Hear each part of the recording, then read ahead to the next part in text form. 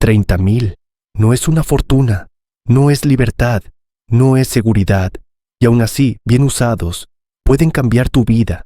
Lo sé porque he visto el otro lado.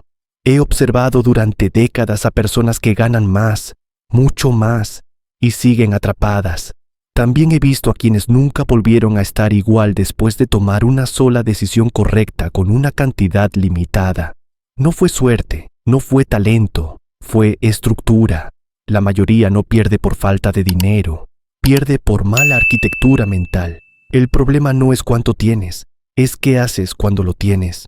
Te han repetido que 30,000 no alcanzan para nada serio, que no puedes hacer un cambio real sin cifras mayores, que eso apenas sirve para tapar huecos, darse un gusto o comprar tiempo. Esa creencia es cómoda y es falsa. 30,000 mal usados desaparecen sin ruido. 30,000 bien usados hacen ruido durante años. Aquí empieza el conflicto, porque si aceptas esto, ya no puedes culpar al sistema, al país, a tu familia o a la inflación por tu estancamiento inmediato. Si 30,000 pueden cambiar tu vida, entonces el problema no es externo, es interno, y eso incomoda. No estoy aquí para motivarte, estoy aquí para ordenar el tablero. La mayoría, cuando recibe una suma así, activa un patrón automático. Paga deudas pequeñas para sentir alivio, compra algo visible para sentir progreso, se concede un descanso porque cree que lo merece. Luego, cuando el dinero se agota, vuelve exactamente al mismo punto, solo que con una historia nueva para contarse. Eso no es mala suerte, es falta de criterio. El dinero amplifica lo que ya eres. Si eres reactivo, te vuelve más reactivo. Si eres impulsivo, te vuelve más impulsivo. Si eres disciplinado, te vuelve peligroso, en el buen sentido. La gente no quiere aceptar esto porque implica responsabilidad. Prefiere creer que el cambio llega con cifras más grandes, con el próximo aumento, con la próxima oportunidad, siempre después, nunca ahora. 30,000 son una prueba, no un premio. Una prueba de si sabes pensar en horizontes largos, de si entiendes diferencia entre gasto, inversión y distracción, de si puedes soportar la incomodidad de no mostrar resultados inmediatos. La mayoría falla esa prueba, sin excepciones dramáticas, sin tragedias, simplemente fallan y siguen. Yo no simpatizo con eso, lo observo. He visto personas usar 30,000 para comprarse una versión más cara de la misma vida mediocre que ya tenían. Cambian el auto, el teléfono, el barrio, pero no cambian la estructura. 2 años después están igual de tensos, igual de dependientes, igual de vulnerables. También he visto a quienes usaron esa misma cifra para modificar una sola variable crítica, su control sobre el tiempo, sobre el ingreso o sobre el riesgo. No todo a la vez, una. Eso fue suficiente. Aquí es donde se rompe la narrativa popular. Cambiar tu vida no significa volverte rico, significa alterar tu posición. Posición frente al trabajo, posición frente a las decisiones, posición frente al miedo.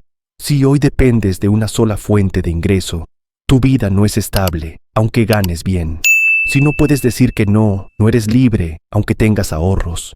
Si cada imprevisto te desordena, no estás preparado, aunque te creas responsable. 30,000 bien usados no compran lujo, compran margen, y el margen lo cambia todo. Pero el margen exige algo que pocos están dispuestos a ofrecer: renunciar a la gratificación inmediata, renunciar a la validación externa, renunciar a la fantasía de que el dinero debe sentirse rápido. La pregunta incómoda no es ¿qué harías con 30,000? La pregunta es ¿qué dejarías de hacer? ¿Dejarías de impresionar? ¿Dejarías de correr detrás de comodidad? ¿Dejarías de justificar decisiones pobres con argumentos elegantes? La mayoría no. Por eso nada cambia. No subestimes esta cifra, pero tampoco la idealices.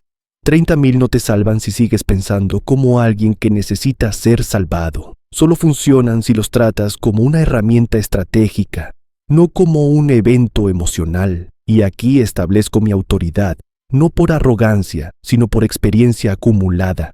He visto suficientes ciclos como para saber que el dinero no transforma a quien no está dispuesto a reordenarse, solo lo expone. Si hoy recibieras 30,000 y tu primer impulso fuera compartir la noticia, gastar una parte para disfrutar o resolver problemas menores para sentir paz, Ya estás perdido, no porque seas débil, sino porque sigues operando desde el corto plazo. El corto plazo es el enemigo silencioso. No te destruye de golpe, te mantiene ocupado. Este guión no es para quienes buscan fórmulas rápidas, es para quienes están dispuestos a aceptar una verdad incómoda. Con recursos limitados también se toman decisiones definitivas, y a veces esas decisiones pesan más que las que se toman con abundancia. Voy a desmontar las ideas que te mantienen inmóvil, no con discursos, con lógica, con patrones observados, con reglas que no se adaptan a tu estado de ánimo. Si esperas sentirte inspirado, no sigas. Si esperas sentirte validado, no sigas. Pero si estás dispuesto a aceptar que tu vida puede cambiar sin milagros, sin cifras obscenas y sin aplausos, entonces presta atención, porque 30,000 no son el punto final, son el punto de quiebre. Y los puntos de quiebre no se anuncian, se aprovechan. He visto el mismo patrón repetirse con una precisión casi matemática. Personas distintas, países distintos, contextos distintos. El comportamiento es idéntico. Cuando aparece una cantidad relevante de dinero, la mente no piensa en estructura, piensa en reparación emocional. Ese es el primer error, y casi nadie lo reconoce. La mayoría usa el dinero para calmar ansiedad acumulada, no para modificar el sistema que la genera. Pagan cosas para sentirse al día, compran tranquilidad momentánea. Se dicen que ahora sí están avanzando, pero solo están anestesiando el síntoma. El autoengaño es sofisticado. No suena irresponsable, suena adulto. Primero ordeno mis deudas. Me merezco algo después de tanto esfuerzo. Luego pienso en invertir. Ese luego nunca llega. El patrón es claro. El dinero entra, se fragmenta en decisiones pequeñas, emocionalmente justificables, y se disuelve. No hay una gran equivocación visible, solo muchas decisiones mediocres alineadas. La gente no fracasa por una mala decisión grande, fracasa por una secuencia de decisiones cómodas. Otro error recurrente, confundir alivio con progreso. El alivio se siente bien, el progreso no siempre. El alivio baja la tensión hoy. El progreso construye tensión productiva para mañana, y eso incomoda. Cuando alguien usa 30,000 para respirar, lo que está haciendo es comprar tiempo sin cambiar la dinámica. Es como sacar agua de un barco sin reparar la grieta. El esfuerzo es real, el resultado nulo. Aquí entra el autoengaño colectivo más peligroso. Creer que el problema es la falta de ingresos, no la fragilidad del sistema personal. La mayoría vive sobre estructuras débiles, un solo ingreso, pocos activos, nula capacidad de negociación. Cuando llega dinero extra, en lugar de reforzar la estructura, lo usan para decorar la precariedad. Eso no es ignorancia, es negación. He observado a personas con ingresos altos vivir con miedo constante, y a otras con ingresos modestos operar con calma. La diferencia no está en el número, está en la cantidad de variables bajo control. El dinero bien usado reduce variables. El dinero mal usado las multiplica. Otro patrón. Copiar decisiones ajenas sin entender el contexto. Alguien invierte en algo visible y de inmediato otros replican, no porque entiendan la lógica, sino porque temen quedarse fuera. El miedo a perderse algo es más fuerte que el deseo de comprender. 30,000 en manos de alguien así se convierten en un experimento social, no en una estrategia. Y los experimentos improvisados casi siempre cuestan caro. La gente no quiere admitir que no sabe pensar en términos de segundo orden. Solo ve el efecto inmediato. ¿Qué gana ahora? ¿Qué siente ahora? ¿Qué parece ahora? No considera las consecuencias acumulativas. El dinero no castiga el error rápido, lo castiga con retraso. Y cuando el castigo llega, ya no hay capital para corregir. También he visto el error inverso, la parálisis. Personas que, por miedo a equivocarse, no hacen nada relevante. Guardan el dinero, lo protegen, lo inmovilizan. Confunden prudencia con inmovilidad. El resultado es el mismo. La vida no cambia. El dinero quieto en una mente desordenada no es seguridad, es postergación.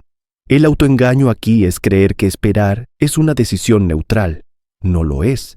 Esperar también define un resultado, solo que no exige responsabilidad inmediata. Hay otro patrón incómodo. La gente sobreestima su disciplina futura.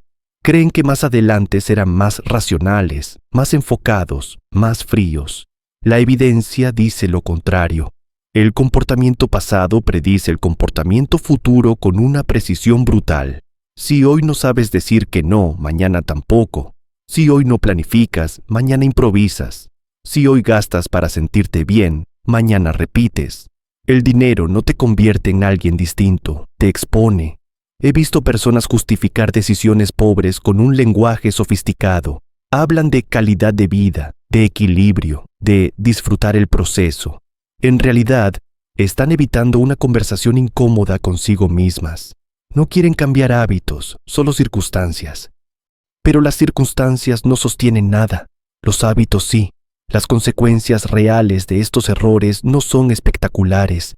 No hay quiebras dramáticas ni caídas estrepitosas. Hay algo peor, estancamiento prolongado, años donde nada mejora de verdad, donde cada avance aparente se neutraliza al poco tiempo. Eso desgasta, no en el cuerpo, en la percepción de uno mismo. Cuando una persona se acostumbra a no avanzar, empieza a justificarlo, ajusta sus expectativas, reduce sus ambiciones, se vuelve realista. En realidad, se está rindiendo de forma elegante. 30.000 podrían haber sido un punto de inflexión, pero se usaron para sostener la narrativa existente. Y aquí está la verdad que casi nadie quiere escuchar. La mayoría no está atrapada por falta de oportunidades, sino por patrones mentales repetidos y defendidos con convicción. No hay conspiración, hay hábito. Si te incomoda lo que lees, es buena señal. Significa que reconoces fragmentos de estos patrones en ti. Si no te incomoda, probablemente sigues convencido de que a ti te tocará distinto. Eso también es un patrón. Voy a introducir principios, marcos mentales que no dependen del contexto, del país o de la suerte. Conceptos que he visto funcionar cuando el capital es limitado y el margen es estrecho. No son populares, no son agradables, pero son consistentes. Y la consistencia, no la inspiración, es lo único que cambia trayectorias. Ahora dejamos de describir el problema. Ahora entramos en estructura. No principios motivacionales, no frases bonitas, marcos operativos. Los conceptos que siguen no nacen de libros ni de teorías elegantes. Nacen de observar qué decisiones sobreviven al tiempo cuando el capital es limitado y el margen es estrecho. Puedes rechazarlos, pero no puedes ignorar sus efectos. Voy a darte 5, no porque suene mejor, sino porque menos sería incompleto. Primer concepto, el punto de no retorno funcional. La mayoría usa el dinero para mejorar su comodidad. Pocos lo usan para cruzar un umbral. El punto de no retorno funcional es ese momento en el que una decisión cambia tus opciones futuras, incluso si te arrepientes. Comprar algo que te gusta no cruza ningún umbral. Reducir una dependencia crítica, sí. Cuando usas 30.000 para crear una capacidad que antes no tenías, negociar, elegir, rechazar, ya no vuelves al estado anterior. No porque seas mejor persona, sino porque el sistema cambió. Si una decisión no altera tus opciones futuras, no es estratégica, es cosmética. Pregúntate esto con frialdad. ¿Qué decisión, una vez tomada, me impediría volver a vivir como antes? Si no hay respuesta, no hay cambio real. Segundo concepto, la regla del control asimétrico. No todas las áreas de tu vida pesan igual. Algunas variables controlan a otras sin que lo notes. Ingreso, tiempo y riesgo son 3 de ellas. Quien controla 2 domina el sistema. Quien controla una sobrevive. Quien no controla ninguna obedece. 30.000 no alcanzan para controlar todo, pero sí para inclinar la balanza. El error común es repartir el dinero de forma equilibrada. Un poco aquí, un poco allá. Eso se siente prudente, es ineficiente. La regla del control asimétrico exige concentración. Elegir una variable crítica y reforzarla de forma desproporcionada. Si intentas mejorar todo, no cambias nada. La incomodidad aquí es evidente. Concentrar implica descuidar, y la mayoría no soporta descuidar nada, aunque eso los mantenga débiles en todo. Tercer concepto, la inversión irreversible de identidad. Algunas decisiones no solo cambian resultados, cambian quién eres obligado a ser. Eso asusta, por eso se evitan. Cuando usas capital para crear una obligación futura, no financiera, sino conductual, estás invirtiendo en identidad. Te fuerzas a operar a un nivel distinto, aunque no tengas ganas. Ejemplos sobran, pero no hacen falta. Si una decisión te permite volver atrás sin costo psicológico, no es transformadora. La gente dice querer cambiar, pero elige opciones reversibles. Mantener la salida abierta tranquiliza y neutraliza. El cambio real exige cerrar puertas, no todas las correctas. Cuarto concepto. El horizonte de segundo orden. La mayoría evalúa decisiones por su efecto directo. Gano o pierdo. Me siento bien o mal. Eso es pensamiento de primer orden, insuficiente. El segundo orden pregunta, ¿qué comportamiento refuerza esta decisión? ¿Qué me enseña sobre mí? ¿Qué patrón consolida? Usar dinero para aliviar tensión refuerza evasión. Usarlo para construir tolerancia a la incomodidad refuerza control. El dinero bien usado no solo produce resultados externos, produce carácter operativo, te entrena. Si una decisión te hace más dependiente de estímulos externos para sentirte bien, es una mala decisión, aunque funcione hoy. Quinto concepto, la fricción voluntaria. Este es el que más resistencia genera. La fricción voluntaria consiste en diseñar tu vida para que lo incorrecto sea incómodo y lo correcto sea fácil. La mayoría hace lo contrario. Con dinero extra, eliminan fricción. Todo más rápido, más cómodo, más accesible. Se felicitan por ello. Luego se preguntan por qué pierden disciplina. Eliminar fricción sin criterio debilita.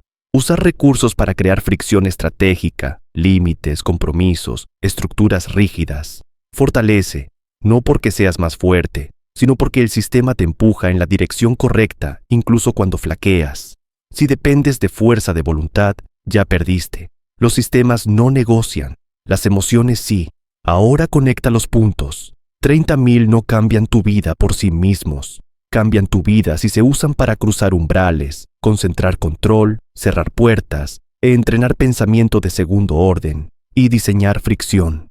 Nada de esto es popular, nada de esto se vende bien. Por eso funciona. Observa cómo estos conceptos se conectan con decisiones concretas, no con fantasías. Con elecciones diarias. ¿Qué aceptas? ¿Qué rechazas? ¿Qué postergas? ¿Qué enfrentas? La gente busca planes detallados, listas, pasos exactos. Eso tranquiliza y distrae. Sin marco mental, cualquier plan se adapta a tu debilidad. Con marco mental, incluso un plan imperfecto avanza. No necesitas más información. Necesitas criterios. Voy a llevar estos conceptos al terreno práctico. No con ejemplos inspiradores, sino con reglas duras, preguntas que no admiten evasivas, ejercicios que exponen inconsistencias. No será agradable, será útil. Ahora dejamos de hablar de ideas. Ahora hablamos de conducta. Aquí es donde la mayoría se incomoda de verdad, porque ya no puede esconderse detrás de conceptos. Aquí no importa lo que entiendes, importa lo que haces de forma repetida cuando nadie te observa. Empiezo con una pregunta directa, sin rodeos. Si hoy recibieras 30,000, ¿qué parte de tu vida seguiría exactamente igual 6 meses después? No respondas rápido. La respuesta inmediata suele ser falsa. Si la respuesta honesta es casi todo, entonces ya sabes algo crucial. Tu problema no es de recursos, es de disciplina estructural. Primera regla dura, no distribuyas, concentra. Si repartes el dinero para equilibrar tu vida, no cambias ninguna variable crítica, solo reduces incomodidad temporal. El uso estratégico exige una decisión impopular, elegir un solo frente y reforzarlo hasta que el sistema se incline. Eso implica decir no a mejoras visibles en otras áreas, implica tolerar desorden parcial, implica aceptar que algunas cosas empeoren mientras una mejora de verdad. La gente no falla por elegir mal, falla por no elegir con exclusión. Segunda regla, ningún uso del dinero debe reducir tu tolerancia a la incomodidad. Si después de usar ese capital eres menos capaz de soportar presión, incertidumbre o demora, has retrocedido. Aunque tu entorno se vea mejor, haz este ejercicio mental, sin adornos. Imagina que cada decisión con dinero entrena una respuesta automática. Te vuelve más paciente o más ansioso, más autónomo o más dependiente, más preciso o más impulsivo. El entrenamiento invisible es el que define tu trayectoria. Tercera regla, compra opciones, no objetos. Un objeto cierra posibilidades, una opción las abre. Una opción es la capacidad de decidir más tarde desde una posición mejor, si gastas en algo que te obliga a sostenerlo, emocional, financiera o simbólicamente. Has reducido tu margen. La mayoría compra cosas que luego tiene que defender ante otros, defender ante sí mismos. Eso consume energía cognitiva. El dinero bien usado simplifica decisiones futuras. El mal usado las complica. Cuarta regla, si no te obliga a cambiar hábitos, no es una decisión transformadora. Cualquier uso de 30,000 que te permita seguir viviendo, pensando y reaccionando igual que antes es irrelevante. Puede ser cómodo, puede ser elegante, pero no cambia nada. Hazte esta pregunta, incómoda y concreta. ¿Qué hábito mío se vería forzado a desaparecer si tomo esta decisión? Si no hay respuesta, no hay transformación. La gente quiere resultados sin fricción. Eso no existe. Quinta regla, define por adelantado qué no vas a hacer. Antes de decidir qué hacer con el dinero, define qué está prohibido. Prohibiciones explícitas, escritas si es necesario. No porque seas débil, sino porque eres humano. Sin prohibiciones, cada tentación se negocia, y las negociaciones internas siempre las gana el corto plazo. No gastar en validación, no gastar para calmar culpa, no gastar para aparentar avance. Las reglas no limitan tu libertad, la protegen. Ahora, otro ejercicio. No te va a gustar. Imagina que no puedes contarle a nadie qué hiciste con esos 30,000 durante 5 años. Nadie lo sabrá. No habrá aprobación. No habrá reconocimiento, solo consecuencias. ¿Seguirías tomando la misma decisión? Si la respuesta es no, entonces no es estratégica, es social. La mayoría diseña su vida para ser observada. Por eso no progresa. Otra pregunta directa. ¿Qué parte de tu ingreso actual desaparecería si dejaras de trabajar durante 3 meses? Si la respuesta es todo, entonces tu prioridad no es crecer, es reducir fragilidad. Y cualquier uso del dinero que no apunte a eso es irresponsable, aunque suene sofisticado. Disciplina no es hacer mucho, es hacer lo correcto incluso cuando no hay estímulo. Aquí va una verdad incómoda que rompe ilusiones. No existe un uso perfecto de 30,000, existe un uso coherente o incoherente. El coherente se alinea con un objetivo estructural claro. El incoherente se dispersa en buenas intenciones. La gente pide listas detalladas porque no quiere decidir, quiere ejecutar, pero ejecutar sin criterio es solo movimiento. Si tuviera que reducir todo esto a una sola instrucción práctica sería esta. Usa el dinero para volverte más difícil de presionar por tiempo, difícil de presionar por necesidad, difícil de presionar por miedo. Todo lo demás es accesorio. No te voy a decir exactamente en qué invertir. Eso sería irresponsable sin conocer tu contexto, y además sería una excusa para que no pienses. Mi función no es decidir por ti, es impedir que te engañes. Si después de leer esto sigues buscando la mejor opción, probablemente estás evitando la pregunta correcta. ¿Qué parte de mi vida estoy dispuesto a tensionar para que algo cambie de verdad? Sin tensión, no hay reconfiguración. Sin reconfiguración, no hay cambio. La última parte no traerá consuelo. Traerá cierre, una síntesis fría de todo lo dicho y una advertencia que no admite interpretación flexible, porque el dinero no perdona la confusión, solo la expone con el tiempo. Volvemos al inicio, 30,000, no como cifra, como prueba. Si después de todo lo dicho sigues pensando en qué podrías comprar, no entendiste. Si sigues pensando en qué podrías ganar, tampoco. El punto nunca fue el objeto ni el rendimiento inmediato. El punto fue la reconfiguración. Con 30,000 bien usados puedes cambiar tu vida porque puedes cambiar tu posición. Y cambiar de posición no es un evento, es un desplazamiento silencioso que solo se nota cuando ya ocurrió. La tesis central es simple y brutal. El dinero no te eleva, te coloca, y desde ahí, el resto es consecuencia. Has visto los errores, has visto los patrones, has visto los marcos. Has visto las reglas. Nada de eso funciona si no aceptas la premisa incómoda que atraviesa todo este guión. El cambio no se siente bien al principio. Se siente restrictivo, solitario, antiestético. Por eso casi nadie lo hace. La mayoría quiere señales externas de progreso, quiere que el entorno valide, quiere que el cambio sea visible. Pero los cambios que alteran trayectorias ocurren fuera del campo visual social. Nadie aplaude a quien reduce dependencia, nadie celebra a quien aumenta margen, nadie nota a quien se vuelve más difícil de manipular, hasta que ya es tarde para competir con él. 30.000 bien usados no te convierten en alguien admirable, te convierten en alguien menos vulnerable. Y esa es una ambición que pocos confiesan, pero todos necesitan. Repite esto sin adornos. No necesitas más dinero para empezar a cambiar. Necesitas menos excusas para no hacerlo. Si hoy no puedes tomar decisiones frías con una cantidad limitada, mañana tampoco lo harás con una mayor. La cifra no educa, la conducta sí. Aquí está la advertencia final, y no es amable. Cada año que pasa sin reconfiguración, el costo de cambiar aumenta. No en dinero, en energía, en opciones, en credibilidad personal. Llega un punto en el que ya no es falta de recursos, es desgaste.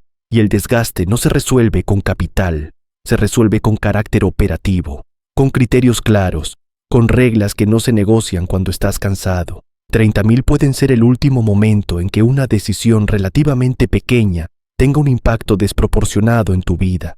Después, el sistema se endurece, las responsabilidades crecen, las salidas se estrechan, el margen desaparece. No es una amenaza, es una observación. No hay final feliz aquí, hay una bifurcación. Usar recursos para sostener la vida que ya tienes o usarlos para volverte a alguien que ya no encaja en ella. La mayoría elige lo primero, por eso todo sigue igual. Si algo de esto te ordenó, no te tranquilizó, entonces cumplió su función. No porque te haya dado respuestas, sino porque te obligó a hacerte las preguntas correctas. El dinero no cambia vidas. Las decisiones bajo presión, sí, y 30.000 bien usados son presión suficiente.